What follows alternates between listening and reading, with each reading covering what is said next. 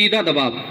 और इसके लिए डायरेक्ट प्रेशर के लिए आप लोगों को जरूरत होगी, जैसे कि गॉज पीस लिया इन्होंने, जहां से भी ब्लड निकलता है बॉडी के किसी भी पार्ट से, जहां से भी ब्लड निकलता है उसके ऊपर आप लोगों को एक रुमाल या साफ सुथरा कपड़ा, धूल मिट्टी का नहीं होना चाहिए, और आपको उसके ऊपर रख देना है और फिर उसको उसी जगह स्टेबलाइज कर देना है, यानी कि बांध देना है किसी बैंडेज से या किसी साधारण कपड़े से जो साफ सुथरा होना चाहिए।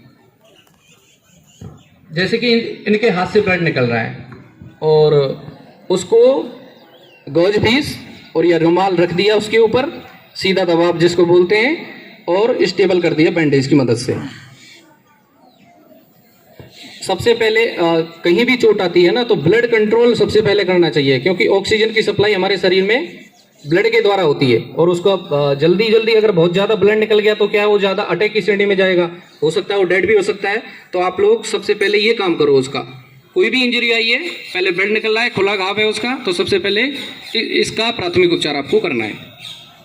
ये हुआ पहला, इसको बोलते हैं डायरेक्ट प्रेशर। जो भी रक्त रोकने का तरीका उसका पहला क्या है, डायरेक्ट प्रेशर, सीधा दबाव। अगर इससे भी ब्लड नहीं रुक रहा है, उसके ज़्यादा ब्लड बह रहा है, तो आपको दूसरा तरीका अपनाना है, उसका नाम है एलिवेशन। एलिवेशन मतलब जहाँ से भी ब्लड निकल रहा है उस पार्ट को हार्ट से ऊंचा करना है, 45 डिग्री एंगल पर आप लोगों को उसको शेप देना है, जैसे इन्होंने कर रखा है। अब ये एलिवेशन क्यों दिया इसको, क्योंकि थैंक यू, मतलब एलिवेशन इसलिए दिया क्योंकि जो हमारा हार्ट होता है रक्त को पंप करता है, और ऊपर करेंगे तो उसका फ्लो कम हो जाएगा, भाप दर कम हो जाएगा, तो उसका ब्लड कंट्रोल हो सकता है। अगर इससे भी ब्लड उसका नहीं रुक रहा है, ज़्यादा ब्लड निकल रहा है लगातार ज़्यादा, तो आप लोगों को तीसरा तरीका अपनाना है, डायरेक्ट प्रेशर भी रखना है, एलिवेशन भी रखना है, और आपको फिर प्रेशर पॉइंट जिसको बोलते हैं, दबाव स्थलों का प्रयोग। प्रेशर पॉइंट जैसे इनके हाथ से निकल रहा है तो इनका जो प्रेशर पॉइंट है, जो नस होती है वो एल्बो के पास मिलेगी आपको, तो आपको लॉक कर देना है ऐसे हाथ से पकड़ के, जैसे ये सामने आपको दिखा रहे हैं।